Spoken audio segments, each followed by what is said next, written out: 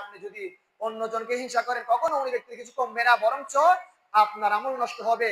আপনি এভাবে বলতে পারেন, আল্লাহ তাকে দিয়েছেন, আমাকে দেন, আমার ভাইকে দেন, ওনাকে দেন। তাহলে যদি আপনি দোয়া করেন, অন্যজনের জন্য দোয়া করলে আপনার ক্ষতি নাই, আল্লাহ তাকেও দিতে পারে, আপনাকেও দিতে পারে, কারণ আল্লাহ হচ্ছে রাজ্জাক।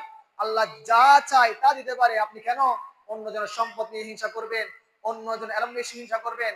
অন্যজনের যে সম্পদ দিয়েছে আল্লাহ তাকে দিয়েছে নিয়ামত হিসেবে, আপনি বলুন আল্লাহ আপনি তাকে দিয়েছেন, আরো দেন, আমাকেও দেন, আমাকেও দেন। এভাবে যদি দোয়া করেন হয়তো আল্লাহ আপনাকে দিতে পারে। এরপরে যে হাদিস শরীফ আল্লাহ রসুল সাল্লাল্লাহু আলাইহি ওয়াসাল্লাম আমাদেরকে শিক্ষা দিচ্ছেন, এই হাদিসের মধ্যে আল্লাহ রসুল বলেন, তোমরা কুধারণা, কুমন্দ কথা কারো প্রতি ভুল ধারণা রেখো না, কারণ কুধারণা হচ্ছে মিথ্যা হওয়ার জন্য।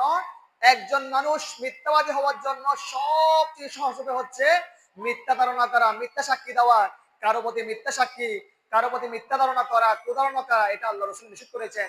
সেজন্য আমরা যখন কোন একটা ব্যক্তি সম্পর্কে ধারণা করি, আমরা মনে মনে অনেক কিছু বলতে পারি, অনেক কথা বলতে পারি, ওই ব্যক্তি এটা করেছে, ওই ব্যক্তির মনে হয় এটা এই পাপটা করবে। আল্লাহ আমাদেরকে এই সমস্ত বলতে বেঁচে রাখুক, আমিন। এরপরে আমি সামান্য কথাটা বলবো।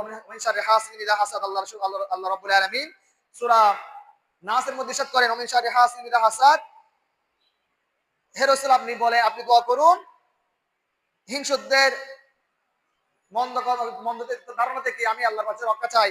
এরপরে আমি আর দীর্ঘায়িত না করে একটা কথা বলবো, সেটা হচ্ছে নিয়ত নিয়ে। যেহেতু এখন সমস্যা হচ্ছে, এখন অনেক সময় দেখা যায় মানুষ এই ধরনের মন্তব্য